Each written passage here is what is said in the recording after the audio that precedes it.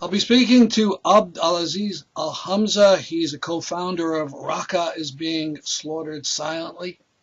Raqqa is a Syrian city being fought over by ISIS and U.S. coalition forces. Good morning. Good morning. Now, last month, the UN war crimes investigators said that the U.S. coalition attacks caused a, quote, staggering cost of civilian life in Raqqa. Can you explain what's been going on? Yes, so Raqqa battle started recently to defeat ISIS and SDF supported and funded a group by US started this battle, and recently there were many civilians who've been killed by the airstrike, by the international coalition airstrikes led by US, and in the same time ISIS, they keep doing human rights violation, but the number of the civilians who've been killed by the airstrike is way more than the number of the civilians who've been killed by ISIS in Raqqa this year. Now, you said on Democracy Now! This morning that in times past, the coalition bombing had been more careful, and now it's more random. Is that right? Yes, that's true. So early in the beginning, when the airstrike started the campaign to defeat ISIS, led by the international coalition led by US, the airstrike were like more careful than right now, and it was like more. They were like more specific, and right now it's like a randomly airstrikes, randomly shellings by SDF. The group that's supported and funded by US. What now? You mentioned SDF. What is that? Syrian Democratic Forces. It's a group was established a couple of years ago. It's mostly YPJ, so a Kurdish group, a Kurdish armed group, and with some Arab armed group and Turkmen, but 80% of it is YPJ. Is that Syrian Kurds? Syrian Democratic Forces. Right, and it's mostly Syrians. Yes, Syrians, but they are like Kurds, Arab, and Turkmen, other minorities, but it's mostly Kurd. Now, Raqqa, is that a Kurdish city or no? It's not. So there is like a small percent of Kurds who've been living in Tel Abyad in the northern countryside of Raqqa in a city called Tel Abyad, but in the city it's mostly Arab Sunni. Now, when the UN made that report, they talked about 300 civilian deaths, but when I went to the Facebook page of Raqqa is being slaughtered silently, they had a post listing 650 names. Can you explain the difference? So the thing is, in the beginning of this year, 1,454 civilians were killed by all the forces. As an example, in June, like last month, 358 civilians were killed, 177 by the international coalition airstrikes, 118 by SDF shelling, and 60 by ISIS, and one by the government and the Syrian regime jails, and one from like unknown group, like it was like unknown how he was killed. So the thing for us, like that post it had like more than 600 names. And then we started to document more and more. So that post was like a couple of weeks ago, and that was the name. So many civilians were killed without names, so they were like unknown. So it was like so hard to discover their identity. So we posted the documented names. So that the post was only documented names. Now, some people say, well, the U.S. is doing the best it can, and too bad about all these casualties. What would you say? What's the alternative? So, like U.S. is playing like a main role in the Syrian conflict, and defeating ISIS, it needs like a military campaign. So ISIS could not be defeated with like a political solution. So the thing, they need to be more careful with the airstrike. They need to have like a plan for the U.S. government, their agenda or their policy recently to defeat ISIS as an organization, and without caring about the civilians or the humanitarian side of the conflict. So they could be more careful, they could be more specific with their airstrikes, and even that will let the battle be longer, but in the same time it will prevent hundreds and thousands of civilians being killed. So you're not opposed to the U.S. bombing completely? You're not calling for a halt of bombing? Yes, otherwise there is like no way. So ISIS like should be like talking, like especially talking right now. We've been talking all the time early in the beginning that they could support local groups to go and defeat ISIS, and that's so late right now. So the campaign started already. So the thing, they need to be more careful. So it's a conflict, it's a war, and for sure in any single conflict or a war, civilians would be killed. So we're trying to push to prevent killing civilians. And the thing, ISIS is not better than the airstrikes at the same time. So people have been suffering from ISIS for years. So the thing, we have to have this military campaign or the airstrikes to defeat ISIS, but those airstrikes should be more careful. Now, I wanted to ask you about your group. Now, you helped start this group what year, and then why did you leave? Why did you have to leave Raqqa?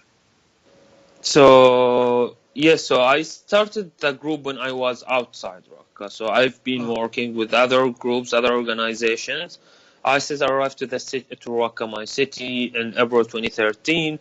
They took control of the city in January 2014. And then after they took over the city, they came to my house looking for me. I was lucky not to be home, so I had to escape to Turkey. That was after 2 or 4 days when they controlled the city. And then my colleagues and we decided to start that thing. It was like not a planned thing to do. So we had a Skype call, and then we came out with the name. And the same day we did the Facebook page, then Twitter, and then we developed our work to have a website. And first we were only reporting news, then we developed our work to do activities inside Raqqa, starting with graffiti campaigns, doing posters then, and we ended up doing a magazine, has the same cover of ISIS magazine, to send messages to educate the civilians who are living under ISIS control. So, why did and you why did you make it the same color as the ISIS? For security reasons? no, it's the same cover, not the same color. The same cover of Oh, ISIS magazine, so it would be easier and safer to the civilians to pick it up. So they would think first it's ISIS magazine, so they will able to read it slowly, and they will feel comfortable. And later on, when they will open it, they will discover it's completely different things than ISIS magazine. So it was the best way to reach out the largest number of civilians in Raqqa. now that was pretty courageous. Have some of your members been captured by ISIS? That's true. So after we started our organization in April 2014, ISIS arrested one of my colleagues and they executed him in a public square in Raqqa in May 2014. Later on, they arrested the father of my colleague and the co-founder of Raqqa is being shot silently, and they executed him in public. Video was made in a Hollywood way. And later on, they had long arms where they beheaded one of my colleagues and his friend in Orphan, Turkey. Then they Wait a assassinated, second. They killed him in Turkey? yes, in Orphan, Turkey. Oh, And then they assassinated other colleague, the brother of the same co-founder who lost his father, and his name was Ahmed. He was assassinated in Idlib, an area controlled by the opposition and Al-Qaeda. and the last one was Naji Ajurov, our movie director, our trainer, a close friend to our organization. He was assassinated in Gaziantep in Turkey in the afternoon. Awful.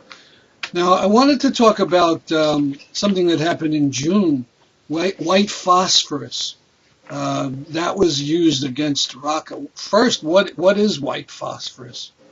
So it's kind of bombs was dropped on Raqqa. So it's forbidden to use in the civilians areas, and it was used by the international coalition led by US.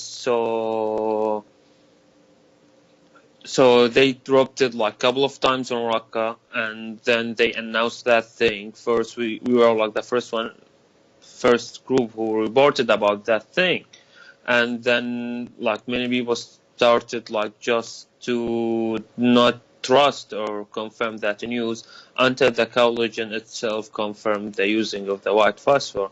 So, and they said it's okay to use it in like to target gathering of ISIS. So, but the white phosphor killed civilians in Iraq. Oh, it did kill civilians. Yeah, it was unclear from the reports. I mean, as I understand it, it's terrible if it gets on your skin. Water won't stop it. And that's true. But the coalition, Ryan Dillon, spokesperson, said it was used to create a smoke screen. Do you believe that?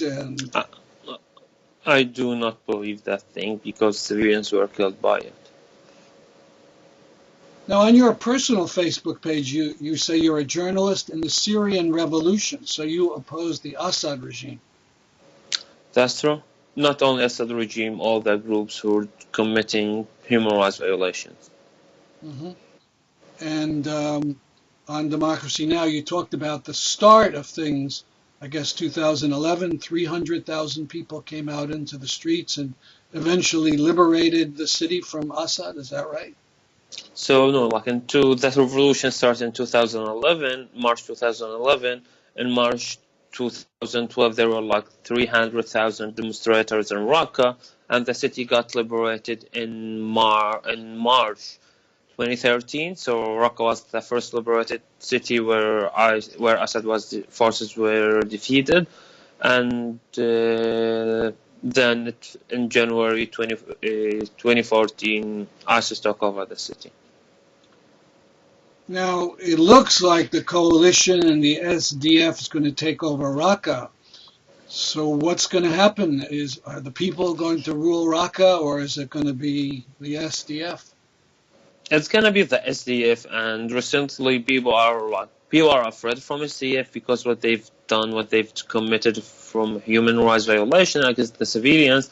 SDF have controlled many areas, many territories in Iraq and the countryside, and they did many human rights violations, from displacement, burning houses, arresting, killing, executing, so recruiting. They force even children under 18 to join the army. So people are afraid from that thing. Mostly they are strangers. They are not from Raqqa city. So it's going to be so hard. And the international community is focusing on defeating ISIS as an organization. And no one is focusing up or thinking about the day after ISIS will be defeated. So we're trying to push to have international organization to go there and focus on the humanitarian side, then working in the education, because the people of Raqqa, they've been living under ISIS control. They've been living with ISIS propaganda for 2 or 3 years. So they need to be educated more about what happened to them. They need to be they should take care about them. Otherwise, we will have like a new generation of ISIS in the future, and we will end up with something worse than ISIS. Well, thank you very much for this interview. Sure.